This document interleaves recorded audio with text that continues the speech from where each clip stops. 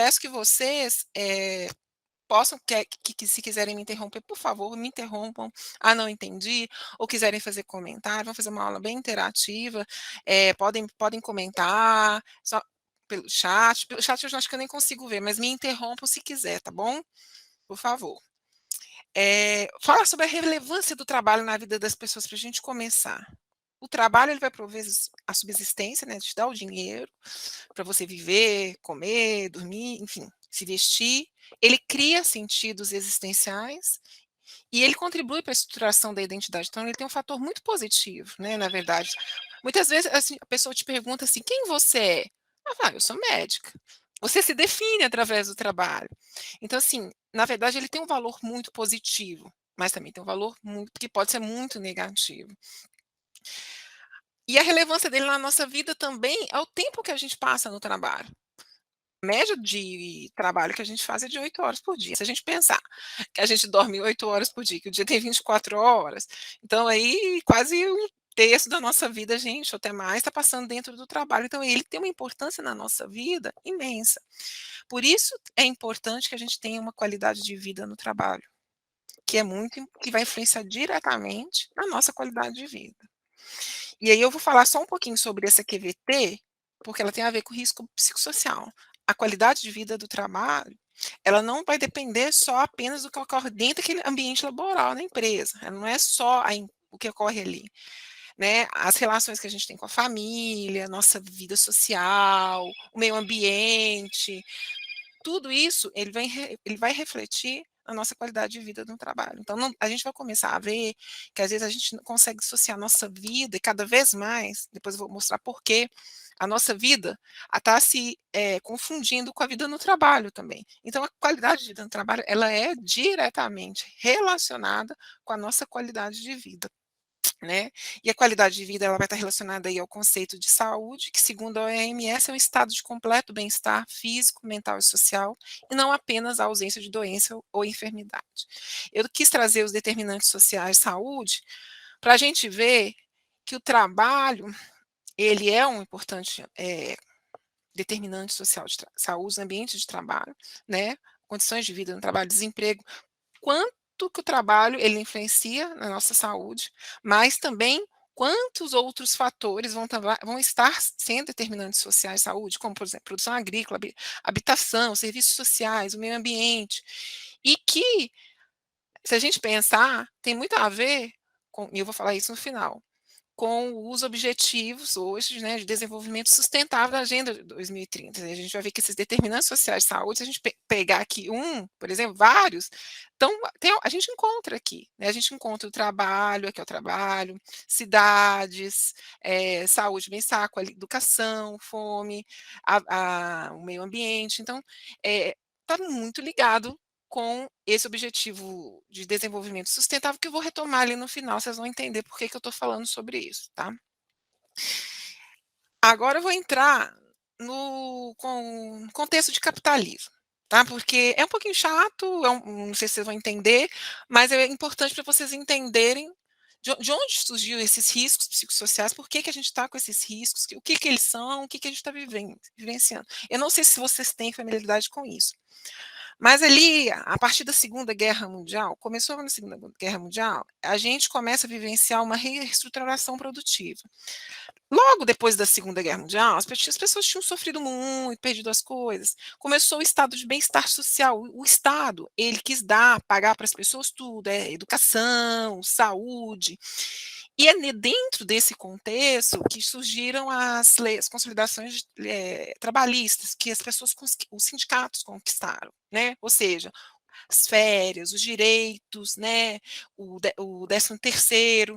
Então era um momento muito da era de ouro, até aqueles, não sei se vocês lembram do cinema, a era de ouro do cinema. Então era um momento muito favorável a essa questão da proteção social no trabalho. Só que isso foi se perdendo ao longo do tempo, porque houve uma reestruturação produtiva do capital. O capitalismo, ele sofre crises. E uma das principais crises que ele sofreu foi na década de 70, que foi com a crise do petróleo. E junto dessa crise do petróleo, outras coisas começaram a levar a essa reestruturação produtiva, que foram os avanços tecnológicos, como, por exemplo, a internet, em 1969. Não sei se vocês se lembram, ou se alguém já viu aqui, aquele filme dos tempos modernos, alguém já viu, do Charlie Chaplin? Não sei se alguém já viu, que o Charlie Chaplin fica ali numa linha de montagem e que ele pega uma ferramenta, aí ele faz um, passa outro, aí faz outro, ele faz de novo, o mesmo movimento. Isso era a forma de trabalho antiga, que nessa época da CLT, a linha de montagem. Então, o homem que criava as coisas, então dependia do homem. Com a reestruturação produtiva, a máquina começou a substituir o homem. Então, eu precisava, por exemplo, fazer trabalho, trabalho, trabalho, vamos montar, vamos produzir, vamos estocar, para a gente poder vender. Com a reestruturação produtiva, uma máquina fazia o trabalho de 10 pessoas, 20, de 30, e fazia muito mais rápido, em muito menos tempo, né? E eu não precisava mais estocar. Eu começava a ter uma acumulação flexível. Falou assim: ah, aquela empresa precisa de 10 carros. Opa, para amanhã ligar a máquina e a máquina faz. Eu não tinha que falar assim: ah, não, vamos começar já a produzir para que eu tenha esses 10 carros daqui a um mês com tantos homens. Então, assim, teve uma automação industrial, uma acumulação flexível e uma reestruturação produtiva. Eu quero que vocês guardem isso, que isso é muito importante. Isso vai vir, é crucial para a gente entender a grande mudança que houve. E aí começa a sair aquele estado de bem-estar social aonde o Estado provê tudo, e começa um neoliberalismo, que é o que a gente está vivenciando até hoje, capital neoliberal, onde o Estado já não provê tudo. Você tem que ir lá, vou pagar a escola do meu filho, pagar um convênio, já não existe aquela proteção social. Então começa-se a haver uma mudança, e que essa mudança ela continua até hoje. Essa mudança continua e a gente não sabe até onde vai, né, que é o capital neoliberal, que tem essa reestruturação produtiva, ela vem ocorrendo, e que cada vez mais a gente vai ver o que ela vai fazendo. Dentro, por exemplo, a década de 80 e 90, a gente tem o fim da Guerra Fria e começa a globalização. Por quê? O que o capital neoliberal ele tem como premissa? É lucro. Eu quero produzir mais em menos tempo. Os mercados, eu quero ter mais mercado, então, por exemplo, o Brasil só já não tem o lucro só no Brasil. Então eu já vou começar a vender lá na China. Ou então, por exemplo, eu quero ter lucro, então eu não quero montar uma empresa no Brasil, porque lá no Brasil a lei trabalhista é muito chata, eu tenho que pagar não sei quanto. Não, então eu vou procurar um outro país, um país que tem uma legislação trabalhista mais flexível, eu vou montar a empresa lá. Porque eu vou ter o quê? Mais lucro. Então começa a abertura de mercados multinacionais, e isso leva a uma competitividade imensa. Aumenta a competitividade. As empresas querem competir, mais lucro, mais lucro, mais lucro, mais lucro, mais lucro. A gente tem outras crises, por exemplo, em 2008, e eu coloco aqui a crise sanitária da pandemia da Covid-19, que ela tem impacto, está tendo impacto, que a gente vai ver mais para frente, nessa reestruturação produtiva também. Só que se vocês acham que essa reestruturação produtiva ela é legal para o trabalhador ou não para o trabalho? Não, é claro que não, né? Eu falo aqui um pouquinho das revoluções industriais, porque eu acho que é importante também. Nós temos vivenciando revoluções industriais, isso aí desde 1800. Não vou falar das primeiras, mas vou falar sobre essas duas aqui, que eu acho que são mais importantes, que é a terceira revolução industrial, técnico-científica e informacional, que foi a partir da década de 50, que a gente começou a ter a robótica, a genética, a informática, a internet, que eu mostrei lá, telecomunicações, e com a crise sanitária da Covid, eles falam até em quinta, tem gente falando em quinta, na indústria 5.0, mas acelerou a chamada quarta revolução industrial, que é a revolução de transformação digital, onde a gente tem inteligência artificial, a rede 5G, a impressão 3D e a nanotecnologia. Vocês conhecem só fechar aqui, peraí, a Magali do Magazine Luiza? Ela é uma inteligência artificial. Quis colocar aqui para vocês, enfatizando isso daqui, para mostrar que a pandemia ela vai intensificar uma modificação no mundo do trabalho muito grande. E ela acelerou essa revolução industrial, tá? Outra coisa que aconteceu foi que, olha para você ver como é que é importante a década de 70. Houve um movimento de urbanização, né, as pessoas saíram do campo e vieram para a cidade, e começou uma terciarização da economia. Que seria isso? Quem se atreve a falar ou sabe o que é isso? Alguém sabe o que é terceirização da economia? Não é terceirização, é terciarização. Alguém quer falar? Alguém se atreve a falar? Atreve, sabe? É só lembrar do que aconteceu ali, vocês vão entender. Então, vou falar. As pessoas passaram a ir para os serviços. Por quê? O que aconteceu, gente? É, com a reestruturação produtiva, a gente teve a automação industrial. Então, eu não precisava mais, precisava de um homem para fazer ele gerenciar aquela máquina. Eu preciso do homem para operar a máquina. Não preciso mais, mas eu não preciso mais daqueles 10. Então, teve um desemprego muito grande. As pessoas começaram a ir para o mercado informal, e as pessoas começaram a ir para os serviços, porque agora a empresa ela não precisa do homem para produzir, mas ela precisa do homem para vender.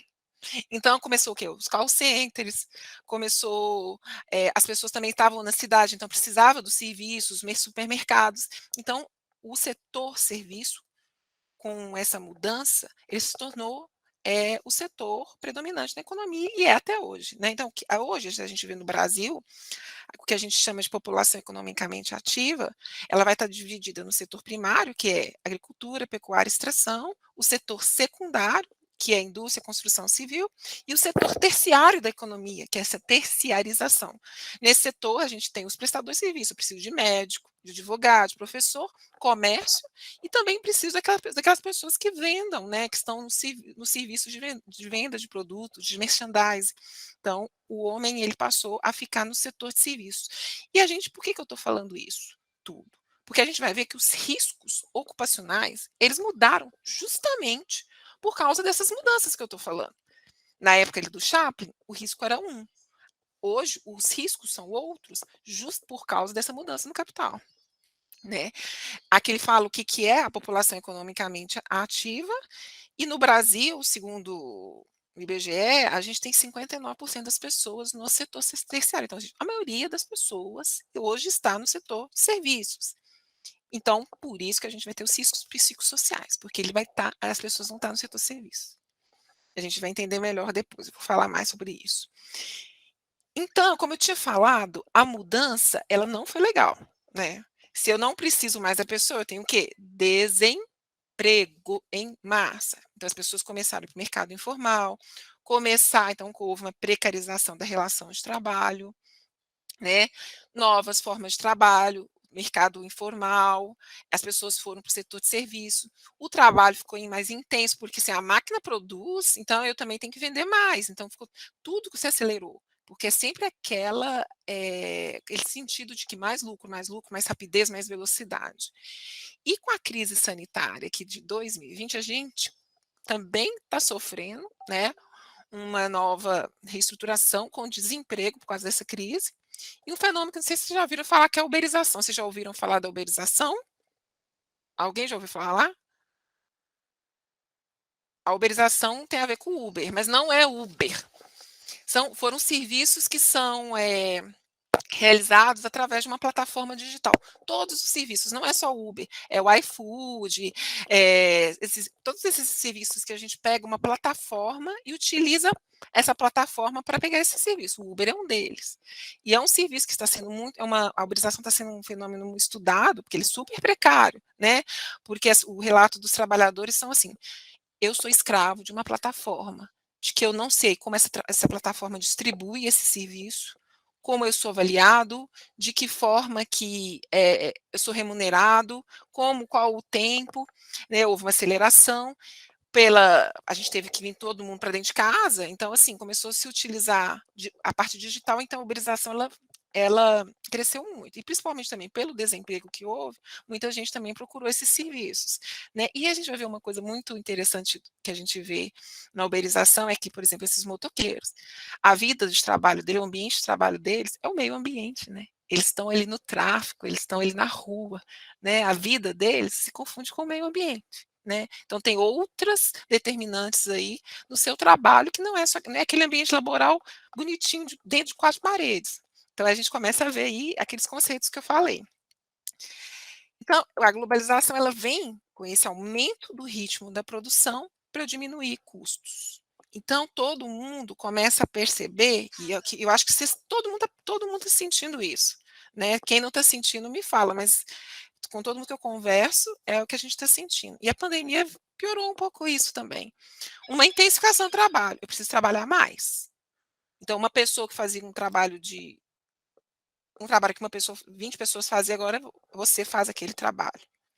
Tem uma precarização do trabalho, uma precarização da relação de trabalho. Que é isso? A precarização da relação de trabalho, lembra da CLT? Eu tinha uma carteirinha de trabalho lá, com contrato de trabalho, com férias, com direito. Agora eu não tenho, não. Eu te contrato, te terceirizo, ou então você é informal, eu contrato uma empresa para te contratar, ou você é PJ. E isso leva a uma precarização do trabalho. Eu não sei se eu contei na aula para vocês que eu dei, mas eu fui estagiária numa empresa estagiária não, durante a residência eu fiz estágio num sindicato de uma empresa elétrica. E essa empresa ela era de concursos públicos. Os eletricistas, eles eram concursados, né, não era concurso, era concurso, mas era emprego público. E aí o que houve? Para aumentar o lucro, eles privatizaram. Com a privatização, começou a terceirização desses eletricistas. Os eletricistas, então, eles passaram a ser contratados por uma outra empresa. Antes, eles tinham todo o equipamento de proteção, eles tinham tempo para fazer as coisas. Com a terceirização, eles ganhavam pelo que eles faziam. E, assim, os equipamentos já não tinham a mesma qualidade, eles já não tinham que fazer mais coisa. E como eles ganhavam pelo que eles faziam, eles queriam fazer mais. Então eles começavam a subir no poste, sem ver, sem preocupar com as regras de segurança. O número de acidentes de trabalho e de óbito triplicou, quadriplicou. Então a gente vai vendo que essas mudanças no capital, na forma de trabalho, com essa reestruturação produtiva, com essa precarização, vão gerando os riscos e aumentos de acidentes e adoecimentos, que tem muito a ver com essa forma de organização do trabalho. Surgem também novas modalidades de trabalho, que foi o que eu falei. E aí, muito agora, já vinha acontecendo isso, o call center, por exemplo, acho que no Brasil foi na década de 90, né? Que foram aquelas telefonistas que começavam a vender os cartões de crédito, os produtos, mas a gente vê o home office. Né? Hoje eu já a professora Belinha e Maria do Carmo já demonstrou que em estudos estão falando que tem 70% das pessoas se aderiram ao teletrabalho mundo em estudos, mostrando, é muita coisa. Né? As pessoas na pandemia foram para o teletrabalho, mas as empresas perceberam que elas tinham lucro com esse teletrabalho e começaram a adotar agora o teletrabalho, o home office, como uma forma de trabalho. A uberização, que eu acho super legal, essa charge aqui que mostra, né, o que ele está carregando aqui é um chicote. Ele tem que entregar rápido, né? Então é assim, a gente vê tanto motoqueiro, o acidente de trabalho tem imenso com essas pessoas, né? E aqui o home office. E eu entro num filósofo polonês aqui para explicar de uma forma diferente essa questão dessa reestruturação produtiva. Eu gosto do Bauman, não sei se vocês já ouviram falar dele, que ele escreveu um livro que chama Modernidade Líquida, que faz a gente entender um pouco o que está acontecendo. Eu acho fantástico a forma como ele fez. E ele escreveu bem antes, quando a globalização estava fazendo, uma coisa que a gente está vivenciando agora. E o que ele escreveu? Ele escreveu justamente o fenômeno da globalização, da reestruturação produtiva, que ele fala que existe uma modernidade sólida ali até a Segunda Guerra Mundial, a partir da Segunda Guerra Mundial, e que a modernidade se tornou líquida depois, o capital se tornou líquido. Como assim, doutora? Que estranho, que é isso? Olha só, as figuras falam por si só. Aqui eu tinha uma fábrica. Eu tinha uma fábrica aonde eu trabalhava, aonde eu tinha um emprego com carteira de trabalho, que eu passava a vida inteira naquele trabalho. Eu não sei se seus avós falam isso, né, os seus pais. Assim. Nossa, eu trabalhei 50 anos na mesma empresa, com horário de trabalho fixo, com o mesmo colega de trabalho, né, com um monte de direito, era sólido. Aqui ficou líquido, dilui. Eu tenho local de trabalho, teletrabalho, às vezes você não tem local de trabalho, conexões com vários países. Eu estou aqui, eu estou trabalhando, estou fazendo serviço para a China, com várias pessoas. Eu não tenho mais aquele emprego fixo, porque às vezes eu não tenho uma carteira de trabalho, eu sou um PJ. Então eu trabalho numa empresa, depois eu paro, vou para outra empresa. Então começou a ficar líquido aquele capitalismo. E ele fala que isso começa a refletir na sociedade. Quer ver? Se a gente tem instituições rígidas, naquela época, a gente tinha um consumo para sobrevivência, a gente consumia assim: "Eu estou com fome, então eu vou comprar. Eu tô preciso de uma roupa, então eu estou precisando me vestir". A gente tinha uma imobilidade geográfica, porque eu não podia sair, né, nem a gente ficava ali naquele mesmo local, naquela mesma empresa, vivia naquela mesma casa. A gente tinha uma segurança, né, eu lembro daquele estado de bem-estar social. Eu tinha relações duradouras, os casamentos duravam 50 anos, amizades de anos, eram os mesmos colegas, né, as pessoas não eram demitidas, eram as mesmas pessoas, os mesmos vizinhos. E aí, com a reestruturação produtiva, a gente começa a ter uma sociedade líquida que se desfaz. Eu já não tenho mais, por exemplo, local de trabalho, horário de trabalho, né? Eu posso estar trabalhando no teletrabalho, as pessoas trabalham em vários horários. Eu tenho instituições que se desfazem, eu tenho um consumo mais para aceitação social, eu não tenho aquele consumo para sobrevivência. Então, eu compro um carro que eu não tenho condição de comprar, só para ser aceito. Então, eu compro 10.000 coisas que eu não preciso, só para ter uma aceitação social. Eu tenho uma mobilidade geográfica grande, né, com a internet nos possibilitou isso, não estou falando só de avião, de nada, mas assim, hoje a gente se conecta, a gente trabalha com pessoas na China, no outro país, tal, com outra pessoa no mesmo igual a gente está fazendo aqui, várias pessoas se conectando, mas isso também gerou uma insegurança, né, os contratos de trabalho se rompem facilmente, né, hoje eu estou nessa empresa, amanhã eu não estou, amanhã eu estou desempregada, onde que eu estou? Eu não estou mais estável. As relações, as amizades se transformaram em conexões. Eu tenho 10.000 pessoas no Instagram, mas quantos são meus amigos de verdade? Na minha época era ficar, né, não sei como é que é hoje, né, os casamentos, hoje eu estou com uma pessoa, amanhã eu não estou, né, então as relações interpessoais, né, elas também ficaram fugazes. E saiu então de uma a gente tinha um conceito de coletivo e é para a gente virar individual. Eu quero que vocês guardem isso, porque eu acho que a gente precisa fazer uma análise crítica do que a gente está vivendo. Tem a ver com esse risco psicossocial e com todas as crises que a gente está vivendo. E entender essa modernidade líquida do Bauman nos auxilia nisso.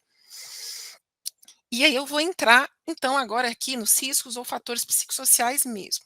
Por quê? O que que eu estava falando? Eu falei da reestruturação produtiva, naquela época, o que que era predominante? Eram os riscos físicos, né, na época lá do Charlie Chaplin. É ruído, extração mineral, silicose, né. E aí, com mudança para os serviços, os riscos que passam a ser predominantes não são mais os riscos difíceis, não estou carregando, continua, tá gente, tem gente ainda na empresa com benzeno, continua tendo esses outros riscos antigos, mas a maior parte dos riscos modificou, porque a organização e as formas de trabalho, elas modificaram. Então hoje eu estou trabalhando com computador, hoje eu estou trabalhando com demanda de trabalho, com carga de trabalho mental, um trabalho que eu preciso pensar para eu vender aquele produto. Então, mudou os riscos predominantes. Então, os riscos psicossociais, a gente precisa, então, entender, trabalhar esses riscos, é o que predomina hoje, porque as pessoas estão nos serviços.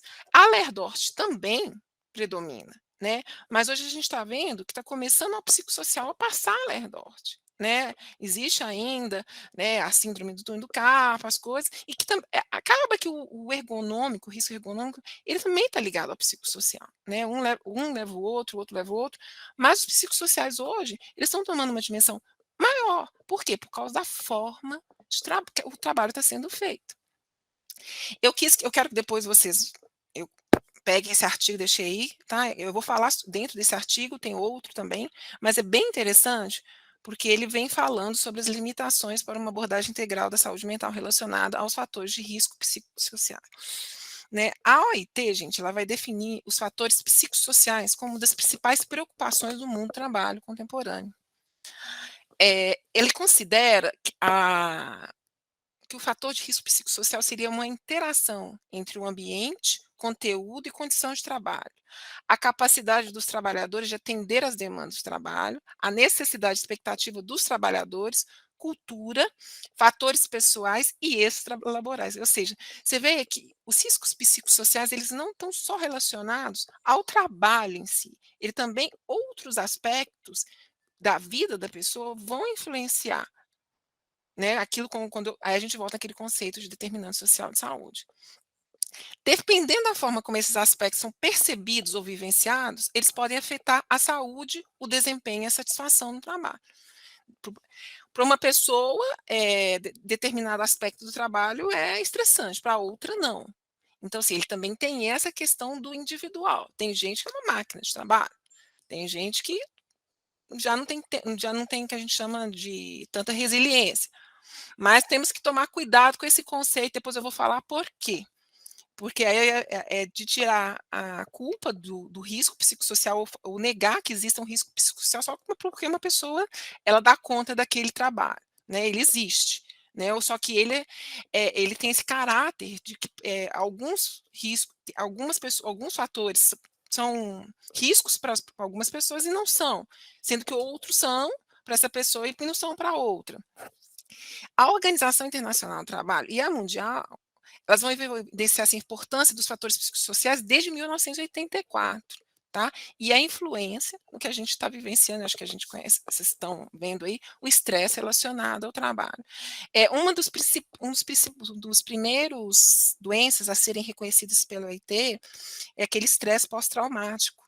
Não sei se já ouviram falar, por exemplo, aquele guarda do banco que entrou uma gangue lá e deu tiro, matou todo mundo, né? E ele começou a ter pesadelo depois que ele vivenciou aquilo.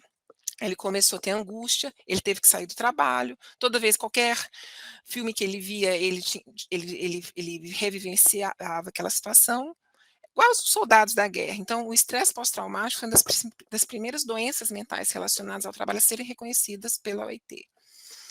Eu também gosto desse conceito do Instituto Sindicato de Trabalho e Ambiente de Saúde da Espanha, que ele fala que os fatores psicossociais são condições de trabalho derivadas da organização do trabalho, ou seja, a forma como o trabalho é feito. Porque a gente pensa, vamos lembrar lá do gerenciamento de risco ambiental. Às vezes, no ambiente, eu tenho um ruído, mas o risco psicossocial está mais relacionado como o trabalho é feito. Hum. Pode depender do ambiente, mas ele é mais relacionado da forma que eu realizo aquele trabalho, para os quais se tem evidência científica suficiente que demonstra que prejudica a saúde dos trabalhadores e trabalhadoras. Ele é psíquico por quê? Porque ele não afeta através da mente. E social, porque a sua origem é social, por causa de determinadas características da organização do trabalho. A norma técnica da previdência social, ela vai ter uma outra definição. Eu estou colocando conceitos, porque você vê que os conceitos, assim, são conceitos diferentes, mas eles se complementam, tá? Ela fala que são percepções subjetivas que o trabalhador tem dos fatores da organização do trabalho.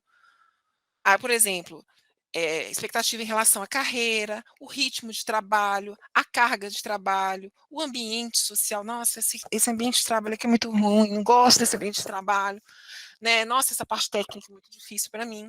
Então, é a percepção psicológica que o indivíduo tem das exigências do trabalho e o resultado das características físicas da carga, da personalidade do indivíduo, das experiências anteriores, da situação social do trabalho. Então, ele tem vários fatores. Isso, às vezes, contribui negativamente esse tipo de conceito um pouco, porque muitos psiquiatras, às vezes, eles não reconhecem, às vezes, o adoecimento do trabalho por causa, às vezes, por exemplo, de personalidade. Ah, não, devia ter personalidade B, personalidade A. Esse aqui é mais fraco, né? Então, assim, não pode ter isso. Isso a gente não pode cair nisso, né? É saber que, sim, eu posso ter problemas na minha vida familiar, eu posso ser uma pessoa mais sensível, mas a organização do trabalho tem riscos, demandas que podem sim me adoecer ou contribuir para o meu adoecimento. Inclusive, tem um estudo que eu tentei achar, da época que eu fiz muito tempo, eu fiz um mestrado, né? No meu mestrado, aonde eles conseguiram provar através de estatisticamente, né, isolar as variáveis de que a organização do trabalho danosa sozinha, ela sozinha é capaz de adoecer a pessoa mentalmente. Então a gente tem que tomar esse cuidado, é uma percepção subjetiva. Tem outras coisas que influenciam, mas a gente não pode negar que existam aqueles fatores psicossociais só porque uma pessoa tem outros problemas ou tem outros aspectos, né. A OSHA, por isso que eu gosto desse conceito da OSHA, né, ela fala em cargas de trabalho excessivas, de falta de clareza da definição de funções, exigências contraditórias, falta de participação na tomada de decisões, falta de controle sobre a forma que executa o trabalho, má gestão de mudanças organizacionais, insegurança laboral, nossa, vou ser mandado embora amanhã, comunicação ineficaz, falta de apoio da parte de chefias e colegas, assédio psicológico ou sexual, violência de terceiros. Gente, é muita coisa, né? Eu acho que a gente acaba se identificando. Às vezes você fala assim, gente, aquela pessoa me manda uma tarefa para você, eu falo assim, gente, não posso fazer isso. Ela não entende que eu não posso fazer isso. Como ela tomou essa decisão? Eu não tenho ferramenta para fazer isso. Ou então, por exemplo, eu sou impedida legalmente de fazer essa situação. Eu não sei, eu falo assim, qual que é a minha definição? Qual que é o meu papel dentro da empresa? Às vezes a pessoa não entende. Ela não entende o sistema, onde começa, onde ele termina, ela não tem um feedback do seu trabalho. Às vezes as pessoas começam a falar mal dela, e a gestão não chega para ela e fala. E aí ela é mandada embora no outro dia. Né? Ou então ela tem um feedback positivo e não sabe. E aquilo ali poderia ser protetor para ela. Protetor, poderia ser um fator benéfico. Né? Às vezes a gestão não está preparada, né? É uma gestão coloca muita gente num lugar que não precisa e deixa uma pessoa que está fazendo um trabalho muito com uma demanda muito alta sozinha, né? Os colegas, a chefia, às vezes os colegas não dão apoio, o assédio, infelizmente, que a gente vê muito moral, violência de terceiros, por exemplo, né, esses entregadores aí, eles estão sujeitos até à violência de morte no trânsito, de serem atacados. Então, assim, muito do que a gente está vivenciando hoje, e eu acho que cada um de vocês aí experimentam um pouco disso na vida aí do trabalho e as cargas de trabalho excessivas. Nós, por exemplo, do serviço público, temos vivenciado uma intensificação de trabalho imensa. Por quê? Não está tendo concurso há muito tempo. Então, um trabalho que antes eu fazia 5 coisas, hoje eu estou fazendo 10, porque é minha função, não tem outra pessoa para fazer. E se eu não fizer, as pessoas vão ser prejudicadas, eu tenho que fazer. Então, o meu ritmo de trabalho aumenta. Então, assim, é aquela intensificação do trabalho e todas essas mudanças organizacionais aí que eu falei. Bem, é, dentro daquele conceito que eu coloquei lá. Os riscos psicossociais eles estão bem relacionados daquela coisa de produzir cada vez mais em tempos mais curtos, né? Que é o que o capitalismo neoliberal quer. Produz mais, produz mais, produz mais. Aí começa aquele discurso de excelência. Tem gente que começa a falar assim: é meu colaborador. Eu odeio essa palavra. As empresas falam muito isso. Eu não gosto dessa palavra. A colaboradora tal, ela não é colaboradora, não, ela é empregada, ela é trabalhadora, né? Em que ela tem uma relação de trabalho. Por quê? Nossa, você veste a camisa da empresa, se mata pela empresa, trabalha final de semana, deixa de vivenciar, deixa de viver, deixa de ter qualidade de vida. Por quê? Porque produz mais rápido. Começa a competitividade, com medo de ser mandado embora. Então, as relações de trabalho são transformadas de forma a mascarar uma dominação capitalista sobre o trabalho humano, porque elas começam a se intensificar mais. Por quê? Hoje, então, eu contrato menos pessoas, eu preciso de 5 pessoas. Elas estão se matando para trabalhar, mas o lucro que eu estou tendo está maior, porque eu pago menos coisa para ela. E isso está continuando. E a pandemia vai intensificar isso. A Célima, ela é uma psiquiatra, uma médica psiquiatra muito boa, ela fala que essas novas técnicas de gerenciamento e o discurso da excelência, vamos trabalhar mais rápido, porque você trabalhar mais rápido, produzir em tempo mais curto, muito, você é bom, você é o melhor. Nossa, você, cara, você é muito bom.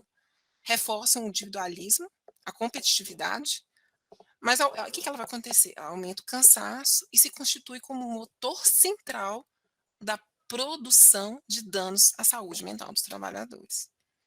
A globalização E o desenvolvimento tecnológico, aquilo que a gente falou lá, tem refletido em mudanças significativas no conteúdo e na natureza do trabalho.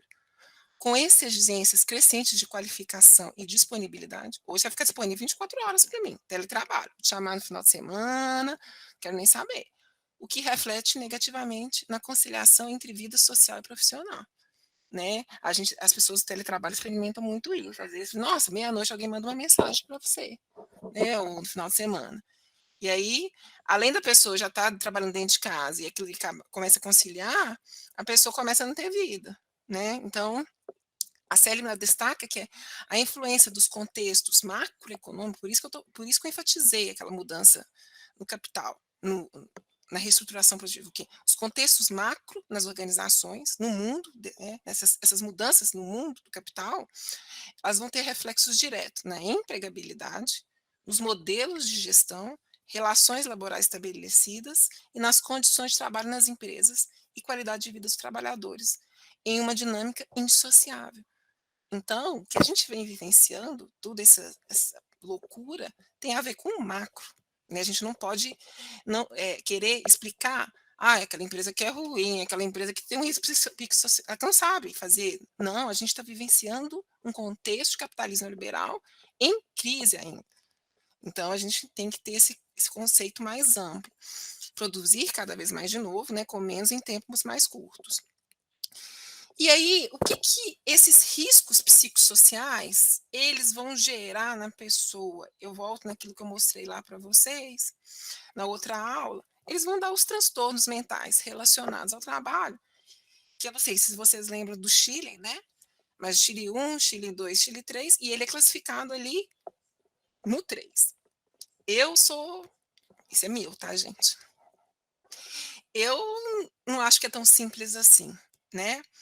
Porque, e vou explicando por quê. O Chile 1 é aquele qual o trabalho é uma causa necessária e direta. Sem o trabalho, a pessoa não vai ter doença, que eu te explicar. Por exemplo, a silicose. Se ela não trabalha com silicose, ela não vai ter doença. Eu ouso falar, será que o adoecimento mental não poderia ser classificado aqui? Será que se eu não trabalhasse naquela organização de trabalho ali, deficiente, eu estivesse num outro ambiente laboral, eu vi que a organização de trabalho pode causar sozinha a doença, eu não teria adoecido. E o Chile 2, que são os casos onde um ambiente de trabalho contribui para o seu aparecimento, mas não foi a causa necessariamente. Muita gente que está tendo adoecimento mental, chega um momento que ela começa a desenvolver outras coisas. Ela começa a ficar estressada, começa a ter hipertensão, começa a ter diabetes, que não são necessariamente doenças mentais, mas que têm origem mental. Então, eu não, assim, colocar a doença mental só como o Chile 3, eu acho simplista, né? Ela pode ser classificada como Chile 2, porque ela tem consequências também, e eu usaria até em alguns casos o Chile 1, mas eu sei que eu seria martirizada por muitos aí, mas o Chile 2 com certeza. Porque hoje eu vou falar sobre algumas doenças mentais, a gente vai ver que ela também não dá só problema mental. Os riscos psicossociais eles vão dar só problema mental, não dá só estresse, não. Eles vão dar problema físico também com o tempo. O aumento nos índices de afastamento do trabalho devido aos transtornos mentais fez a Organização Internacional do Trabalho enfatizar a relevância dos fatores psicossociais. Algumas pessoas falam de fatores, tá? Eu estou falando risco, então é risco, fatores é a mesma coisa. E a sua influência no desencadeamento do estresse relacionado ao trabalho. Posição também defendida pela OMS. A OIT avalia que os riscos psicossociais e o estresse relacionado ao trabalho conduzem a comportamentos que afetam a saúde, como o uso de substâncias psicoativas, consumo de álcool, distúrbio do sono, excesso de peso. Ou seja, a gente começa a ver que ele não dá só aquele depressão, ansiedade, não. Ele afeta a vida como um todo. A pessoa começa a ficar sedentária, ter obesa, pode ficar drogadição, né? Quantas pessoas nessa pandemia aí aumentou muito a drogadição também, né? O uso abusivo de álcool, né? Então, e dos tubos do sono. Então, assim, amplia aquele leque. Então, assim, não é só o 3, né? Tá ali no 2 também. No Brasil, segundo dados da Previdência Social, os transtornos mentais são a terceira causa de afastamento entre os trabalhadores segurados. Isso é de 2020. Provavelmente agora já deve estar mais. Tá? Apesar deles terem baixa letalidade, não matar como um choque elétrico, eles incapacitam. e das 10 principais causas de incapacitação, 5 são transtornos psiquiátricos, sendo principais a depressão, alcoolismo, esquizofrenia, transtorno bipolar, transtorno obsessivo compulsivo, né. Então aqui falando, isso foi um ganho muito grande, ter esses dados da previdência social. Esses dados da previdência social que a gente vai ver aqui, que chama auxílio-doença relacionada a acidente de trabalho, não sei se vocês são familiarizados com esse conceito. O INSS, quando a pessoa afasta, ele pode dar 2 tipos de afastamento, um afastamento por doença comum ou um afastamento que ele reconhece como sendo um acidente de trabalho. Você lembra que eu falei que a doença relacionada ao trabalho, ela é um acidente de trabalho? Que é o B91, é uma outra espécie, é o auxílio doença acidentária.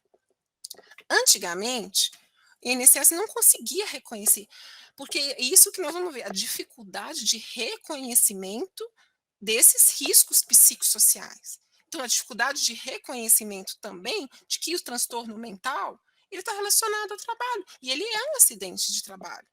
Só que houve uma modificação no sistema da Previdência Social com o NETEP, o Nexo Tecnoepidemiológico, que ele começou a cruzar o KNAI com o CID.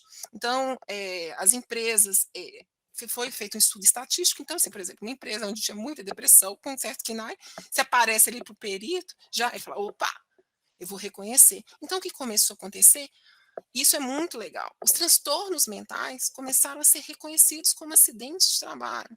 A gente vê aqui que tiveram 52.974 casos reconhecidos de doenças relacionadas ao trabalho, né, doenças mentais, né, e a gente tem como as reações ao estresse grave, transtorno de adaptação, com uma frequência de 31%, os episódios depressivos, 27%, e os transtornos ansiosos, como 21%.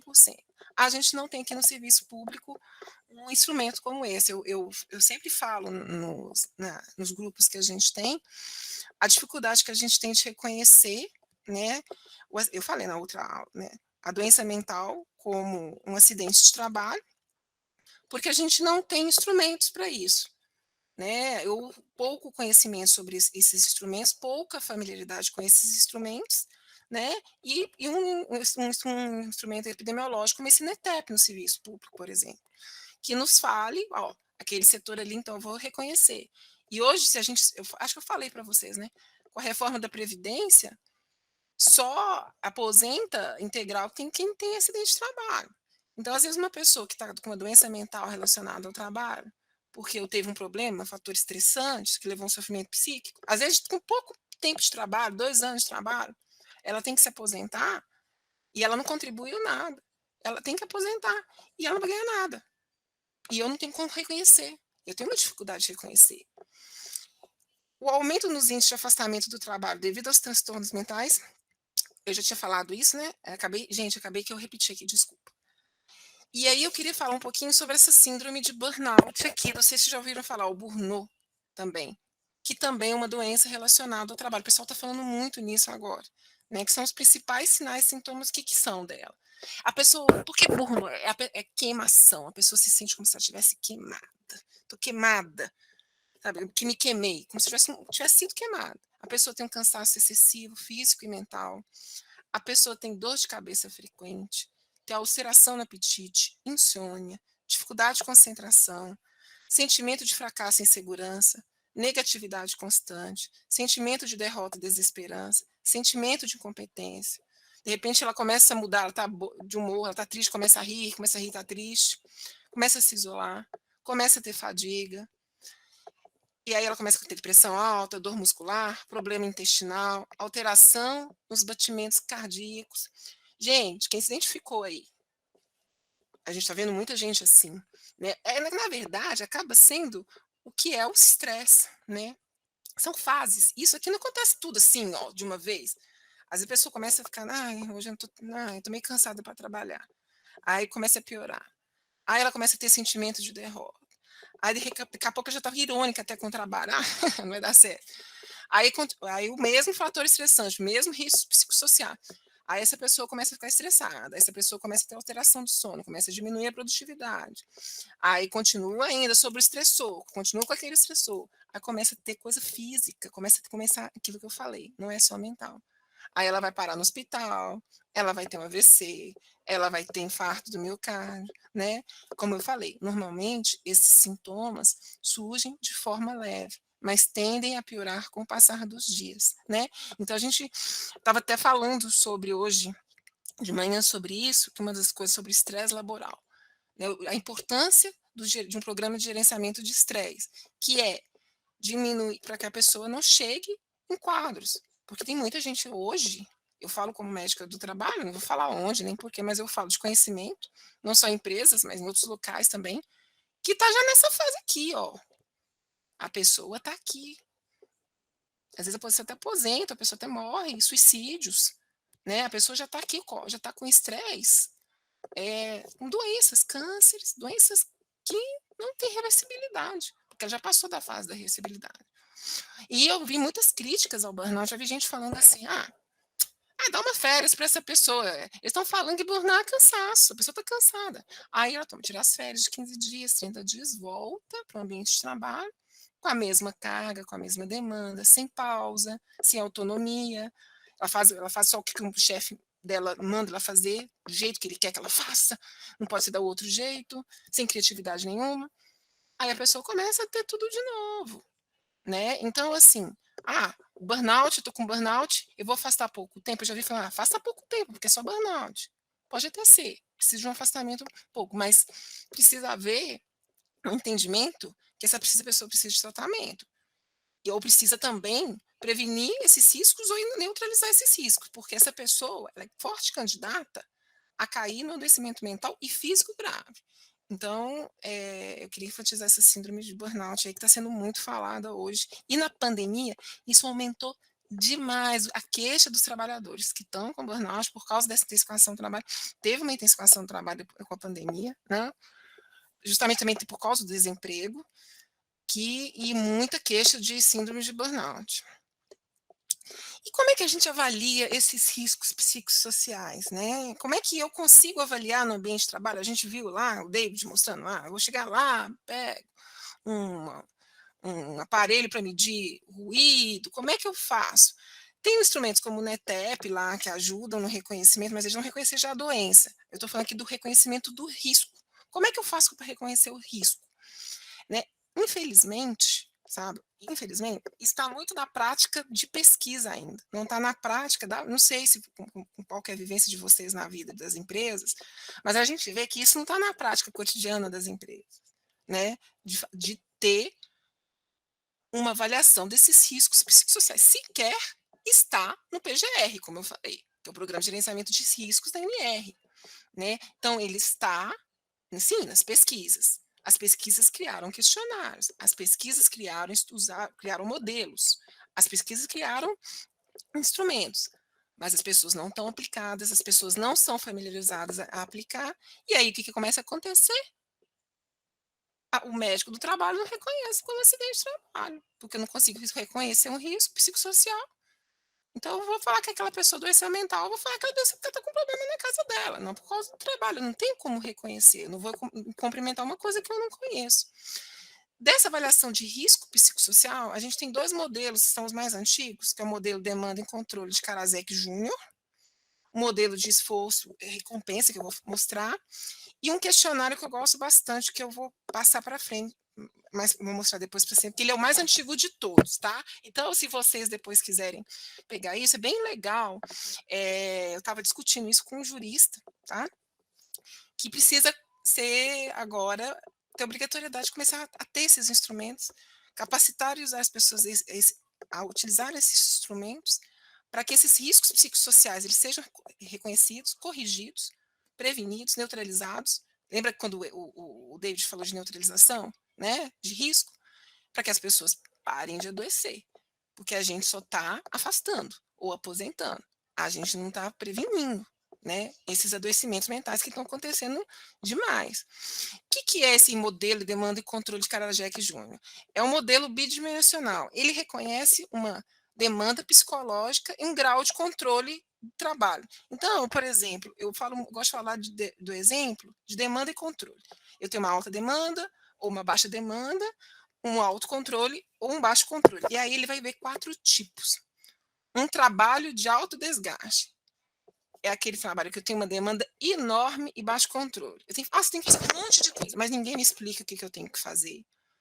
Ou me manda fazer de um jeito que eu não é o jeito que eu posso fazer, ou eu não tenho autonomia de fazer, é o mesmo trabalho, é monótono, a pessoa me cobra, a pessoa não me elogia, a pessoa passa para mim, né, aquele trabalho que um conteúdo que pobre, a relação de trabalho com o colega é ruim, eu não tenho controle sobre aquele trabalho, baixo controle e alta demanda. Esse é o pior trabalho, é o trabalho que mais desgasta.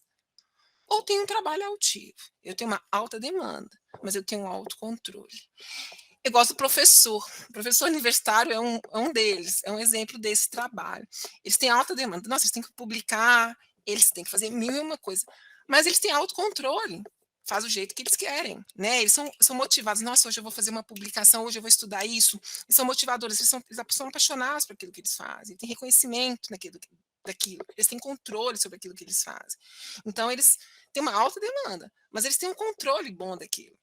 Só que toma cuidado, que a demanda pode ser tão alta que esse controle, quando eu falo em controle, não é controle só de controlar também, né? Assim, é você ficar, assim, eu estou motivado pelo trabalho, são vários fatores, né? A demanda, ela pode superar esse autocontrole. Então, esse trabalho aqui, ativo, dependendo da demanda, ele pode chegar a ser ruim. A gente também tem um trabalho de baixo desgaste. A pessoa tem pouca coisa a fazer e tem autocontrole sobre aquilo que ela faz. Nossa, esse trabalho ideal, né?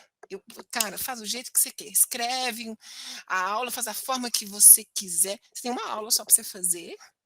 E você faz do jeito que você quer, da forma que você quer. Cria, coloca. Nossa, que trabalho legal, que reconhecimento, que bacana. Olha esse resultado. As pessoas te elogiam, você quer, você sim, você consegue conciliar a sua vida. Esse trabalho, pouquíssimo adoecedor. E ele ainda fala de um trabalho passivo, que é aquela pessoa que ela tem baixa demanda, mas ela tem baixo controle. Você faz pouca coisa, mas assim, você não é reconhecido, você não tem controle, eles mandam você fazer aquilo, talvez aquela pessoa, assina aqui, fica vendo só as pessoas que estão entrando aqui nesse local, você, que eles chamam de ponteiro, não sei se é uma palavra assim, né? Antigo. Fica vendo anota só quais as pessoas que estão entrando. Não é um trabalho motivador, às vezes é só com poucas pessoas que chegam. Ele fala também que esse trabalho, ele é pouco adoecedor, mas ele pode, com o tempo, levar a pessoa a se sentir fracassada, se sentir ineficaz também e adoecer. Então ele mostra aqui esse quadradinho aqui de modelos de demanda e controle, né? Que é o baixo desgaste, trabalho ativo, trabalho passivo, alto desgaste. E ele fala que com o tempo você pode passar de um para outro. E ele, então, é relacionado à demanda e o controle, tá? Não sei se vocês entenderam. Então, assim, aqui o trabalho ativo, você tem motivação para desenvolver novos tipos de comportamento, porque você tem autocontrole. E o trabalho aqui com uma demanda alta e com baixo controle é aquele que tem um risco de exigência psicológica e adoecimento psíquico e físico maior, né? Que é o que a gente está estudando. Outro modelo é o modelo de Siegrist, desequilíbrio, esforço e recompensa. Esse é um pouco mais simples, é como se fosse uma balancinha, né? Eu tenho esforço, eu tenho que fazer muita demanda, eu tenho muita obrigação, mas eu tenho uma recompensa por isso. Nossa, eu tenho um salário bacana, eu tenho reconhecimento, eu tenho segurança no meu trabalho, eu sou promovido. Então, assim, quanto mais a balança ficar ali para recompensa, ficar bem equilibrada, é melhor. Se está desequilibrado, se está muito esforço, pouca recompensa, e esse desequilíbrio se sustenta, ele adoece. Às vezes a pessoa tem falta de alternativa. Às vezes eu escutei de gente falando assim, nossa, eu queria sair desse emprego, mas se eu sair, eu vou ter dívida para pagar. Eu tenho que ficar, então eu tenho que aguentar. Aceitação, às vezes, por razões estratégicas, a pessoa precisa ficar ali, acha que é importante, ou às vezes acontece por um comprometimento excessivo. A pessoa se compromete, trabalha demais, faz porque ela acha que aquilo ali é responsabilidade, ela tem que fazer, é responsabilidade dela e ela tem que aguentar aquilo ali, apesar de ela não estar sendo reconhecida, não, eu tenho que fazer, né? Ou assim, família depende de mim, tal, eu preciso desse emprego. Nossa, eu sou super beneficiada porque eu tenho esse emprego e não tá legal. Então, é mais fácil, é mais simples de entender. E também tem os questionários, como avaliação desses riscos psicossociais, né. A maioria desses instrumentos de fatores, ele mede a percepção do trabalhador, são questionários que o trabalhador, ele muitas vezes ele pode ele mesmo responder ou uma pessoa ou ser uma entrevista de uma pessoa, né, e usa é de uma forma quantitativa, ele usa uma escala do tipo Likert, né, muito frequentemente, toda vez, sempre, né, ele vai falar sobre as questões, há várias questões, são os vários riscos psicossociais, e a pessoa vai preencher, que ela se ela tem ou não tem no trabalho. E o que eu gosto muito é vem desse artigo aqui, eu também coloquei, acho legal vocês lerem também, que é esse Health Safe eu sou péssima em inglês, né, Health Safety Executive Indicator 2. Ele tem são 35 questões, tá? Esse é um questionário, inclusive, que eu mostrei até por um promotor do judiciário, ele achou super bacana. Eh, a gente aqui na Unifesp também, num programa de vigilância, elegeu ele para ser utilizado como instrumento de reconhecimento do risco psicossocial. Eu acho bem bacana, porque ele tem mais dimensões, ele tem várias dimensões, assim, e o trabalhador vai falando, né? Por exemplo, vai falando em demanda. As exigências do trabalho feito por colegas e subvisores são fáceis de combinar? Nunca, raramente, às vezes, frequentemente, sempre. Tem prazos inatingíveis? Devo trabalhar muito intensamente? Eu não faço algumas tarefas porque eu tenho muita coisa para fazer? Não tenho possibilidade de fazer pausa? Recebo pressão para trabalhar em outro horário? Eu tenho que fazer o meu trabalho com muita rapidez? As pausas temporárias são impossíveis de cumprir? Ou seja, já aumentou o Karasek, né? Já começou a falar o que falou das demandas aqui, especificou as demandas. O controle. Posso decidir quando fazer uma pausa? Considero a minha opinião sobre a velocidade do meu trabalho? Eu tenho liberdade de escolher de como que eu faço o meu trabalho? Eu tenho liberdade de escolha para decidir o que, que eu faço no meu trabalho? Minhas sugestões são consideradas sobre como fazer meu trabalho? O meu horário de trabalho pode ser flexível? Aí a pessoa vai lá, nunca, raramente, às vezes, frequentemente, sempre. Apoio da chefia, outro risco psicossocial. Recebo informações e suportes que me ajudam no trabalho do que eu faço? Posso confiar no meu chefe quando tiver problema no meu trabalho? Quando algo no trabalho me perturba ou irrita, posso falar com o meu chefe? Ou eu tenho medo de retaliação? Tenho suportado trabalhos emocionalmente exigentes? Meu chefe me incentiva? Apoio dos colegas. Quando o trabalho se torna difícil, eu posso contar com a ajuda dos colegas? Os meus colegas me ajudam e me dão apoio quando eu preciso? No trabalho, os meus colegas demonstram o respeito que mereço? Os colegas estão disponíveis para escutar os meus problemas de trabalho? Outro fator que pode psicossocial, relacionamento. Falam ou se comportam comigo de forma dura? Existem conflitos entre os colegas? Sinto que sou perseguido no trabalho? As relações de trabalho são tensas? Aqui entrando o assédio moral, né? Cargo. Tenho clareza sobre o que se espera do meu trabalho? Eu sei como faço o meu trabalho? Me capacitaram? Estão claras as minhas tarefas e responsabilidades? Ou assim, isso é seu. Não, não sei se isso é seu. Ou manda você fazer uma coisa que não é sua. Os objetivos e metas do meu setor são claros para mim?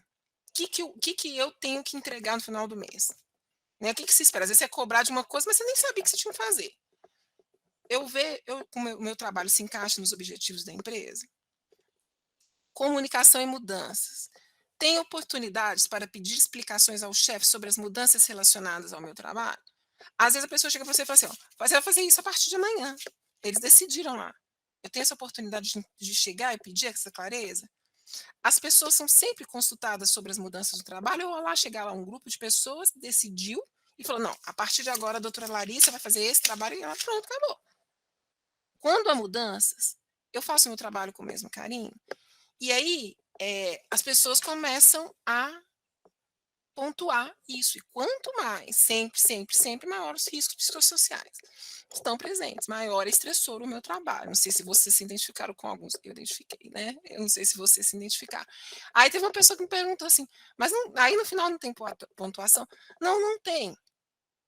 Tem um reconhecimento, porque tem gente que às vezes vai falar sempre, então eu tenho risco psicossocial de demanda, mas ele não vai falar que não tem, mas tem apoio da chefia.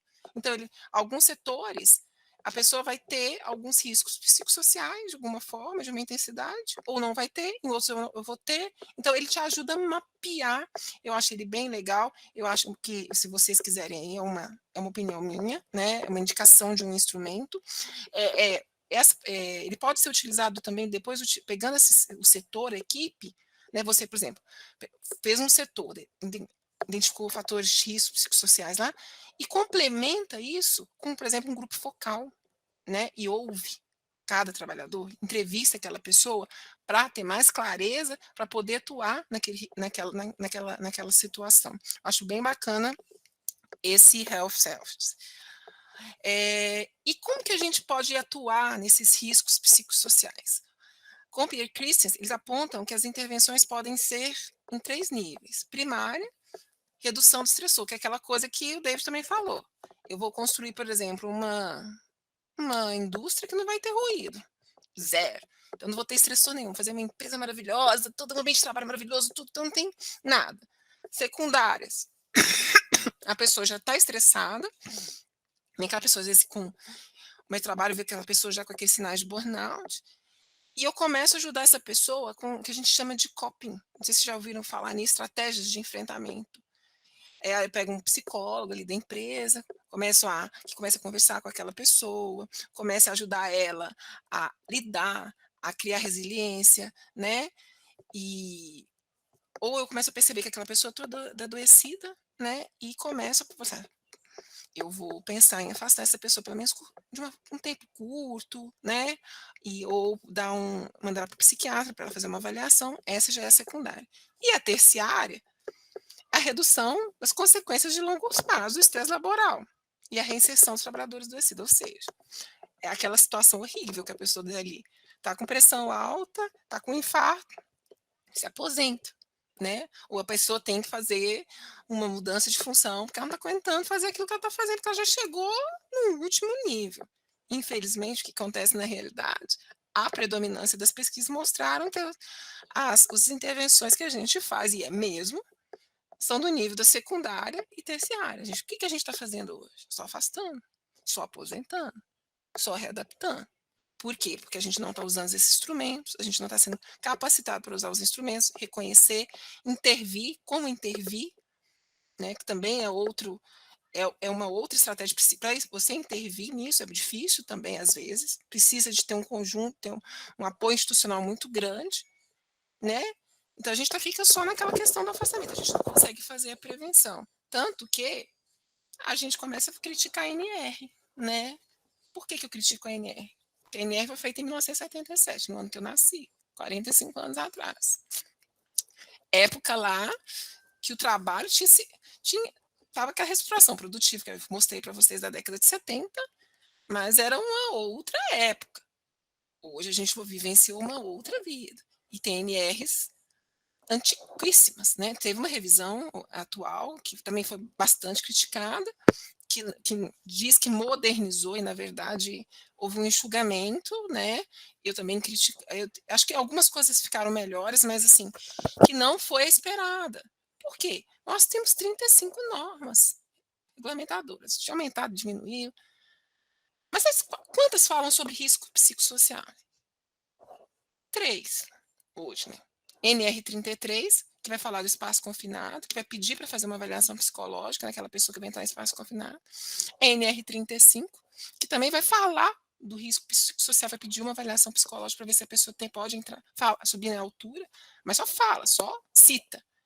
E a nova norma regulamentadora 17, que é da ergonomia, porque a ergonomia é um grande instrumento também para reconhecimento desses riscos psicossociais. A ergonomia, né, que não sei se vocês são familiarizados com a ergonomia, que é uma disciplina científica, né?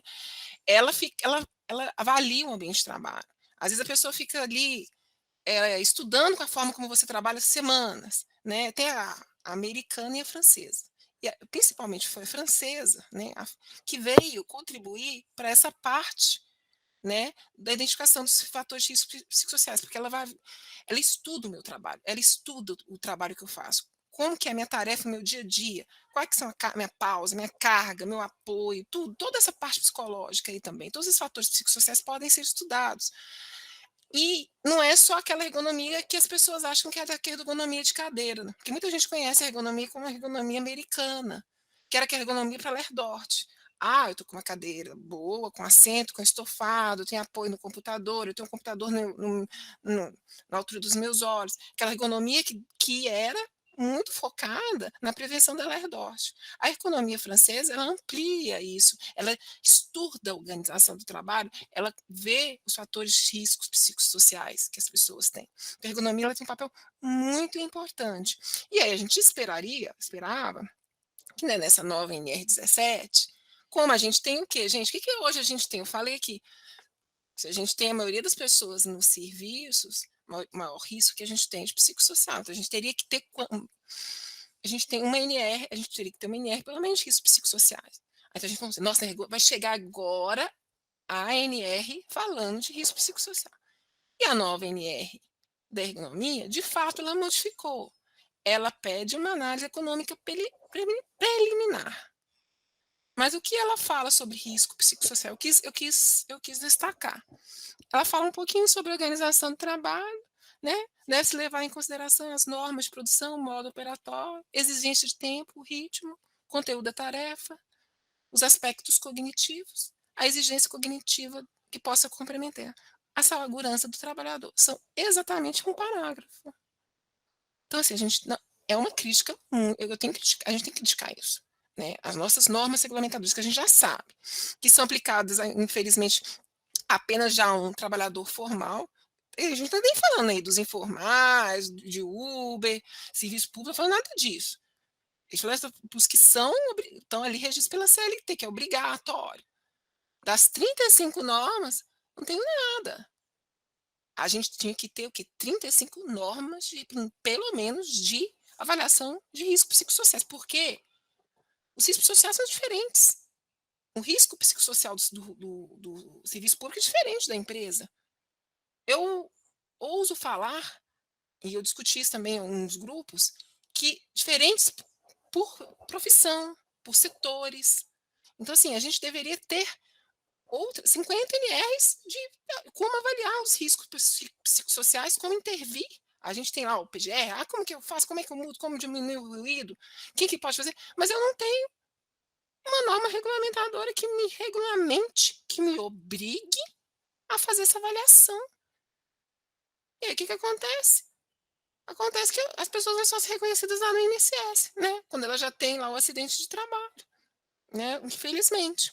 E aí os juristas falam hoje até nem normas mais regulamentadoras, mas na necessidade de leis complementares à Constituição, para a exigência dessa avaliação dos riscos psicossociais no trabalho, do assédio, de toda essa questão.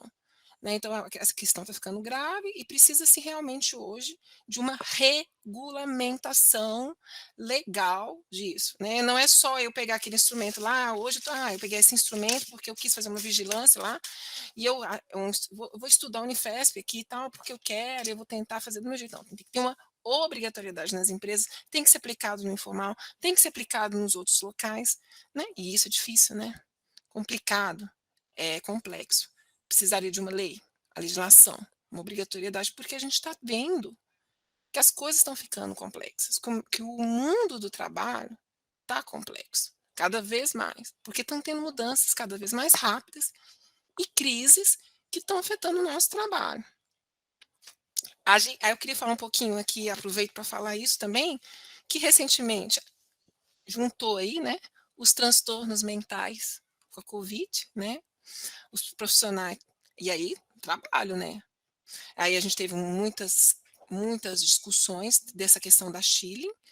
Eu fui uma das que em um dos coisas defendi que a Chile era Chile 1, porque as pessoas tinham que sair de casa para trabalhar, então elas tinham que fazer, na época não tinha vacina, né, elas tinham que, a única medida eficaz era a vacina, não tinha vacina, então a única medida eficaz era o isolamento, a pessoa tinha que sair para trabalhar.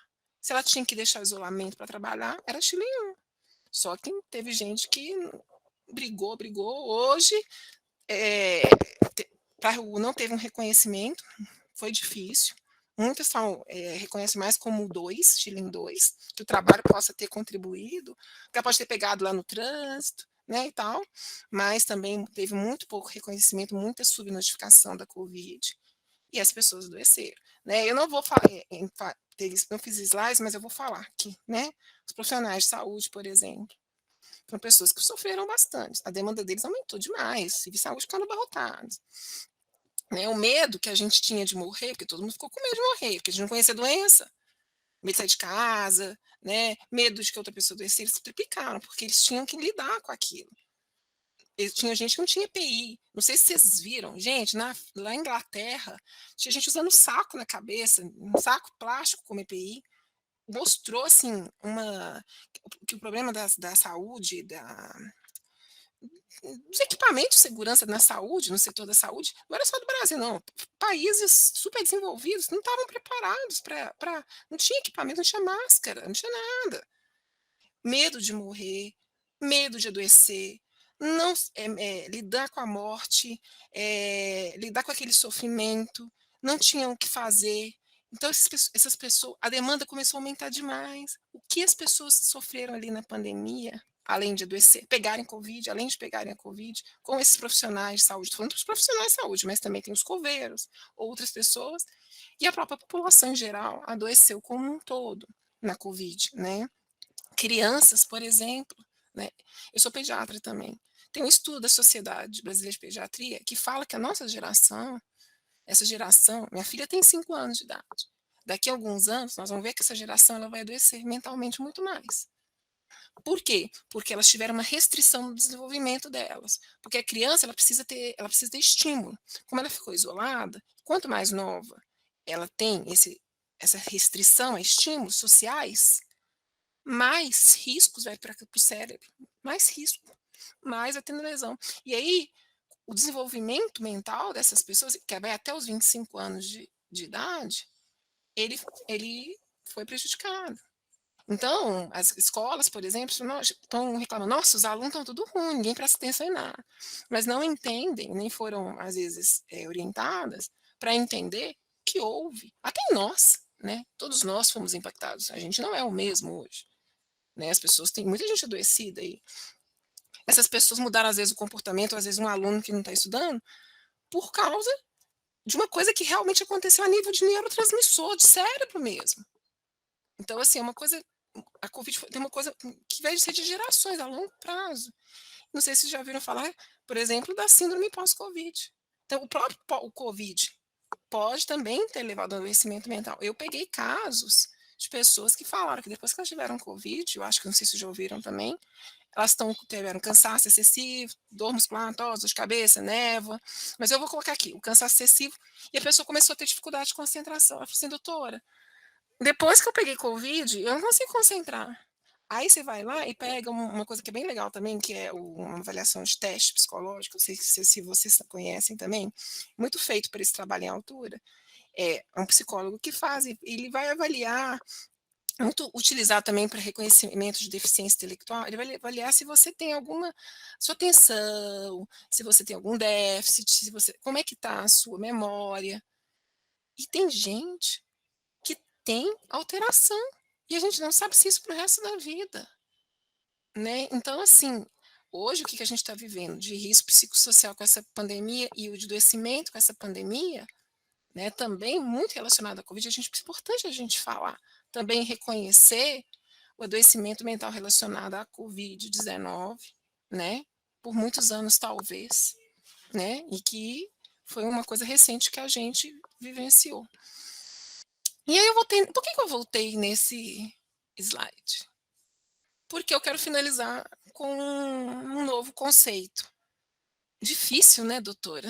Como a gente identificar? Não tem uma lei, não tem o reconhecimento, tem um instrumento, não tem o reconhecimento, os modelos de gestão são difíceis, são amplos, novas formas de trabalho, a ANR só pega lá o formal. Hoje o ambiente de trabalho, ele se confunde com o meio ambiente. Por exemplo, teletrabalho. A vida das pessoas se misturou com a vida familiar. Então, às vezes, se a pessoa tem um problema no casamento, pode afetar o trabalho dela. Se é um problema na casa, pode afetar. Cada vez mais, os fatores extralaborais, cada vez mais, o macro, ele influencia no trabalho, cada vez mais, os determinantes sociais de saúde influenciam no trabalho. Então, explicar o ambiente laboral, pelo ambiente laboral de paredes fechadas, avaliar, fazer uma ergonomia ali só, não está sendo mais suficiente, porque está complexo, mudou. E aí o que eu coloco? Que houve abertura de mercados aqui. Aí, esse é o caso, esses vídeos. Vocês devem ter. Nem vou me atrever a falar, vocês devem ter ouvido falar, mas em contrapartida a esse globalização, essa coisa de custo, produção, adoecimento, custo, produção, adoecimento, desemprego, isso aqui, veio o relatório buscando um desenvolvimento sustentável, porque aonde nós vamos parar? Tá todo mundo adoecendo, tá todo mundo morrendo, nossa geração aí já está super, o desemprego está acontecendo, continua, então a gente precisa de um planeta, né, sendo destruído. Então a gente começou a pensar num futuro comum e começou o conceito de sustentabilidade. É por isso que eu coloquei o título lá, que a gente começa a explicar hoje o ambiente de trabalho, os riscos psicossociais e pensar nessa avaliação num conceito mais ampliado de sustentabilidade, né?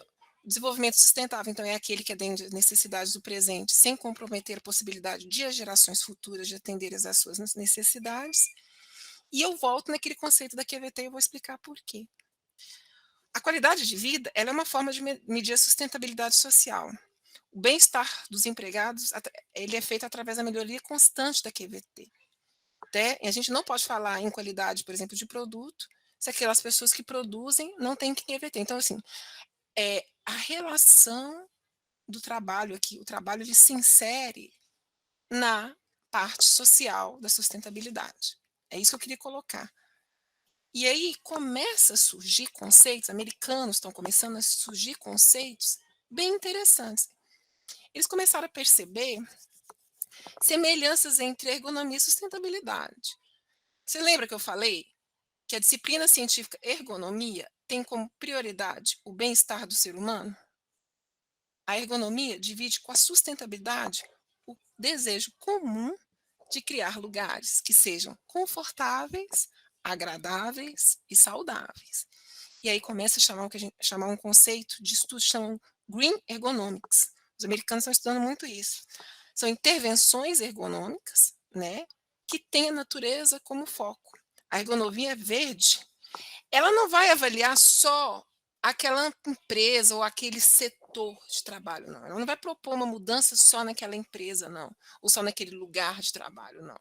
Ele reconhece que todo o planeta é um sistema fechado, de tal modo que se uma parte é quebrada, vai ocasionar inevitavelmente repercussão para outras partes do sistema. O que eu estou querendo falar com isso? Hoje, a gente, para resolver os problemas que a gente tem, a doutora Larissa, para diminuir os adoecimentos dela, ela não vai, talvez ela não vai, provavelmente, pelos métodos tradicionais, conseguir, não. Ela vai precisar propor, a gente vai precisar propor à nossa sociedade cadeias produtivas sustentáveis, para que as pessoas parem de adoecer mentalmente, por exemplo, para diminuir os riscos psicossociais. Então, desde a extração até transporte, consumo e o descarte ali dos resíduos. Então, eu tenho já autores falando, propondo novas cadeias produtivas sustentáveis. Porque hoje o que eu quero trazer no final da aula é isso. A gente começa agora a pensar que a gente precisa de mudar as coisas como um todo. Uma lei complementar vai ajudar? Vai, aqui no Brasil vai mudar talvez não. O problema já está tão grande, já está tão complexo, que a gente precisa começar a pensar em mudar o planeta. A gente teve uma crise sanitária que gerou desemprego, né? A gente tendo uma crise econômica, as coisas estão caras para caramba, inflação, e vai aumentar, risco de guerra nuclear, aí o planeta, crise da indiferença, eu não sei se vocês perceberam, eu coloquei isso aí, e eu achei esse escritor, achei que a gente está vivenciando uma crise muito grande da indiferença, e aí eu volto no Bauman, né? Por quê? Porque hoje eu estou indivíduo, só eu.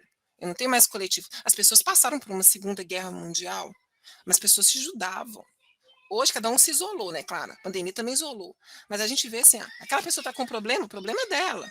Gente, eu peço perdão que a minha filha aqui tá brincando, gritando, então eu não tenho como controlar, tá? Então, eu peço desculpas, ela tá com 5 anos aqui, eu tô com ela, então, não sei se vocês estão escutando, mas é uma das crises que a gente precisa pensar também.